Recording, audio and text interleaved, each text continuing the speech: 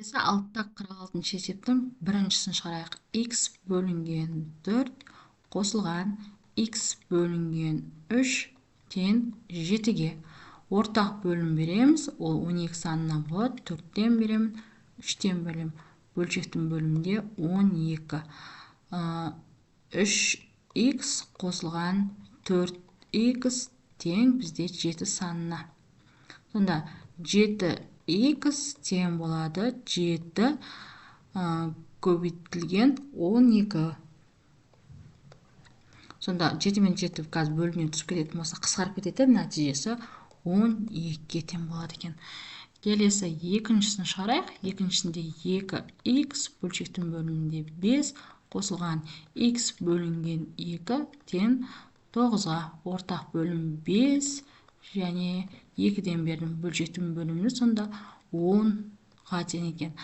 Көбейтетін болсақ 4x қосылған 5x тең 9-ға. Қосатын болсақ 9x тең 9 көбейтілген 10 болады. X-тің нәтижесі 9 мен 9 қысқарып кететін болса 10-ға тең болады. Келесі үшіншісін шығарайық. 5x бөлінген 4 азайтылған x азайтылған 2 тең 3-ке. Ортақ бөлім бізде 4 санынан болады, 2-ден беремін. Так, сонда бөлшектің бөлімінде 4, 5x азайтылған 2x болады тең 3-ке. Азайтатын болсақ 3x бөлінген 4 тең 3-ке. Сонда 3x дегеніміз 3 көбейтілген 4-ке тең. Осы жерде нәтижесі тең болады. 3 пен 3 қысқарып кететін болса 4-ке тең болады. Келесі төртіншісін шығарайық. 4x бөлшектің бөлімінде 5 азайтылған x бөлінген 10 тең 7-ге. Ортақ бөлім 10 санынан болатын болса 2-ден берем.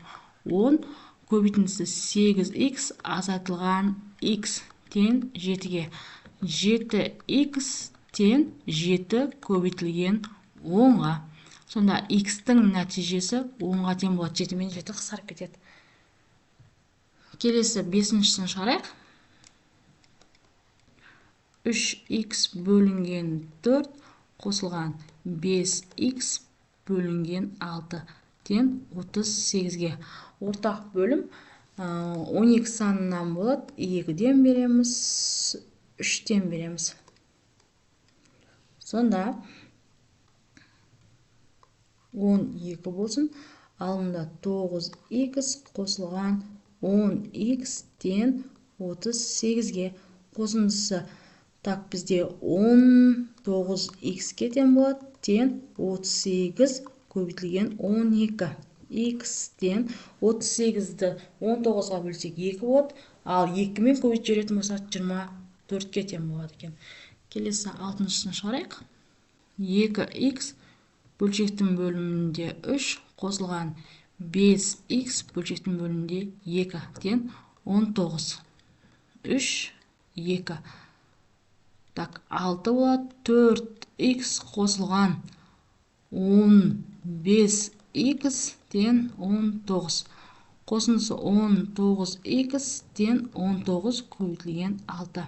X-тің нәтижесі тең болады бізде 6-ға. Келесі 47 есептің біріншісін шығарайық. А квадрат қосылған 1 бөлшектің бөлімінде А минус 3. Азайтылған 10 бөлшектің бөлімінде А минус 3. Бөлшектің бөлімдері бірдей. А квадрат қосылған 1 минус 10 деп жазаламыз да, бөлшектің бөліміне А минус 3 деп жазамыз. Тең А квадрат минус 9-ға тең алымы А минус 3. Екі жақшаға жіктеп жазайық. Ол дейміз А минус 3, А плюс 3 болады. Бөлшектің бөлімінде А минус 3 тең жойып кетеді. Бізде қалды А плюс 3. Яғни Аның орнында бізде 97 сан тұр. Сонда 97-ге қосамыз 3-ті. Нәтижесі тең болады екен бізде 100-ге. Келесі екіншісін шығарайық. x қосылған 7 бөлшектің бөлімінде x квадрат минус 25 минус 2x қосылған 2 бөлшектің бөлімінде x квадрат минус 25 ден бөлшектің бөлімін жазамыз. X квадрат минус 25 алдында x қосылған 7 минус 2x минус 2 тен енді бөлшек сызығын сызайық. X-тан 2x азайтатын болсақ, минус x қалады. Қосылған 5 болады. Бөлшектің бөлімінде x квадрат минус 25 тең. Алдындағы минус таңбасын шығарып жіберетін болсақ, x минус 5-ге тең болады екен. Ал бөлшектің бөлімін қысқаша көбейту формуласы бойынша асайық. X плюс 5 тең жойылып кетеді. Минус 1 бөлінген x қосылған 5. X-тің нәтижесі минус 1,5 тең. Сонда орнына апарып қояйық. Минус 1,5 қосылған 5 тең. Минус 1 бөлшектің бөлімінде минус 0,1 тең. Оның нәтижесі 10-ға. Алтта 48 есептің біріншісін шығарайық. 3 бөлінген x қосылған y. Азайтылған 5 бөлінген x. Ортақ бөлім берейік. X қосылған y-тан болады. Сонда x-тан берем, x қосылған y-тан берейік. Енді бөлшектің бөліміне x қосылған y деп жазамын. Сонда 3x минус 5x минус 5y. Ұқсас мүшелерді біріктірейік. Сонда минус 2x минус 5y болады. Бөлшектің бөлімінде x қосылған y болады екен. Келесі екінші есебін шығарайық. 4 бөлшектің бөлімінде a минус v қосылған 1 бөлінген a. Ортақ бөлім береміз. a минус v болады. a-дан болады. a минус v. 4a қосылған a минус v. Сонда 5a минус v болады. Бөлшектің бөлімінде a минус v-ға тең болады. Келесі үшіншісін шығарайық. 6m минус 1 азайтылған 2 бөлінген m тен m минус 1-ден береміз, m-ден береміз.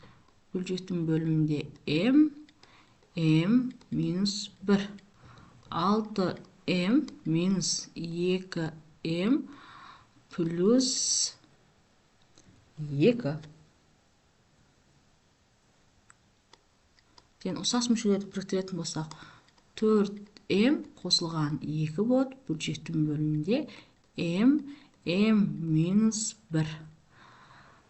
Жақшаның сыртына шығарып жіберсек болады. 2 санын сонда 2m қосылған 1. Бөлшектің бөлімінде m минус 1-ге тең болып қалады. Келесі төртіншісін шығарайық. 1 v қосылған 2 азайтылған 3 бөлінген v. v қосылған 2 болады. v-дан болады. Онда бөлшектің бөлімінде v қосылған 2. v азайтылған 3v минус 6 болады. Сонда минус 2v минус 6. Ал бөлшектің бөлімінде v қосылған 2 болады.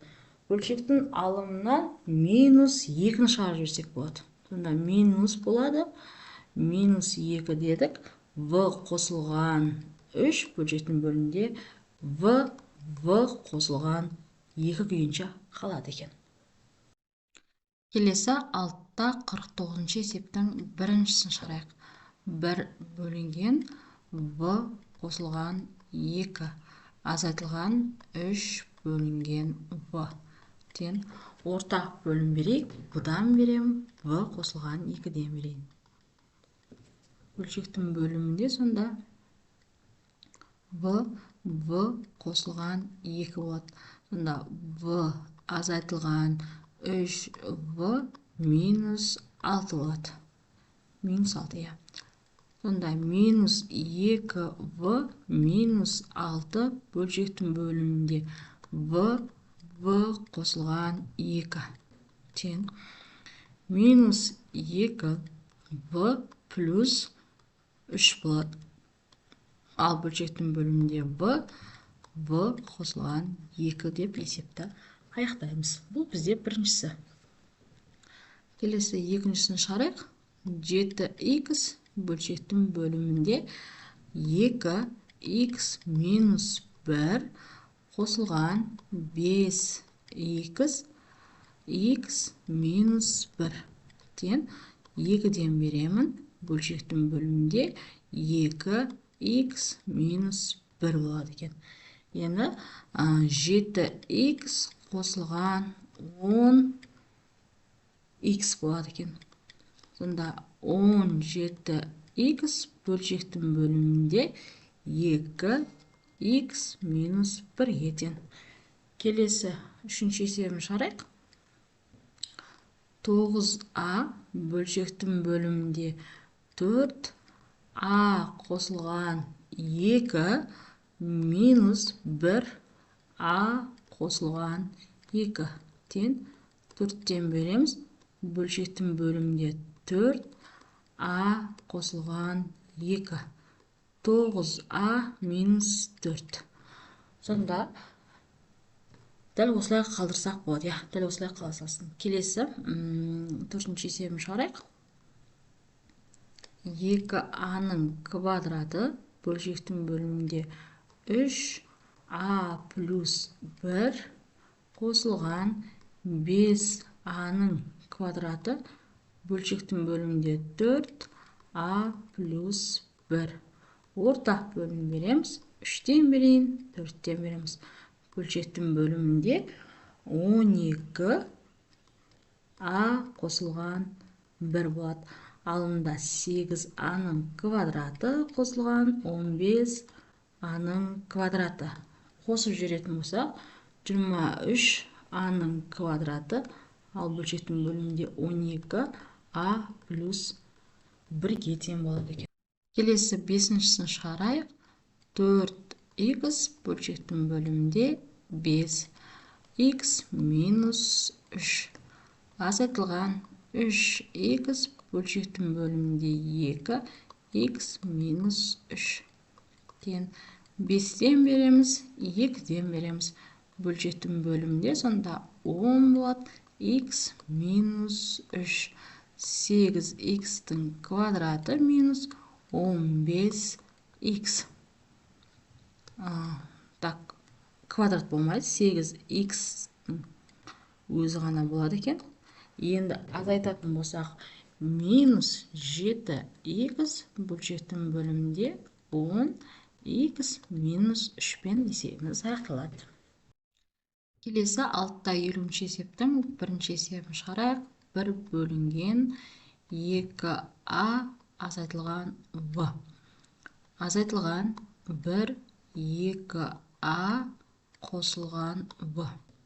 Тен ортақ бөлім беру керекпіз. 2a азайтылған v-дан береміз. Келесінде 2a қосылған v-дан береді екенбіз.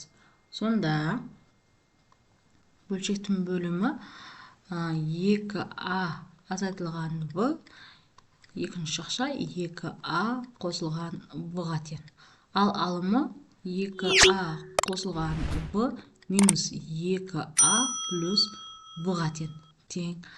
2-лар жойылып кетеді де бізде 2v, ал бөлшектің бөлімі 4а-ның квадраты минус в-ның квадратына келеді екен. Келесі екінші есебін шығарайық. 1 бөлшектің бөлімінде 3m азайтылған n қосылған 1 бөлшектің бөлімінде 3m қосылған n тен 3m азайтылған n 3m қосылған n. Бөлшектің бөлімі сонда қысқаша көбейту бойынша жинақтайтын болсақ 9m-ның квадраты азайтылған n-ның квадраты болады. Ал алымы 3m қосылған n қосылған 3m азайтылған n. N-дер жойылып кетеді, 6m болады. Бөлшектің бөлімінде 9m-ның квадраты азайтылған n-ның квадраты болады. Келесі үшіншісін шығарайық. 5 бөлшектің бөлімінде x минус y минус 3x плюс y тен x минус y x плюс y-тан береміз. Бөлшектің бөлімінде сонда x квадрат минус y квадрат. Сонда 5x қосылған 5y минус 3x плюс 3y болады. Тен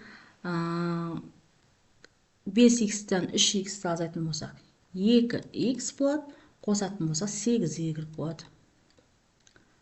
Ал бөлшектің бөлімінде x квадрат азайтылған y квадратқа тең екен. Келесі төртіншісін шығарайық. 4 пи қосылған q қосылған 2 пи азайтылған q. Пи қосылған q пи азайтылған q. Бөлшектің бөлімін сызамыз. Пи квадрат азайтылған q квадрат. 4 пи минус 4 q қосылған 2 пи қосылған 2 q. Тен қосатын болсақ 6 пи азайтылған 2 q болады. Бөлшектің бөлімінде пи квадрат азайтылған q квадрат. Тең так 2-ның жақшаның сыртына шығарып жіберсек болады. Сонда 3 пи болады. Дәл осылай қалдырсақ болады екен.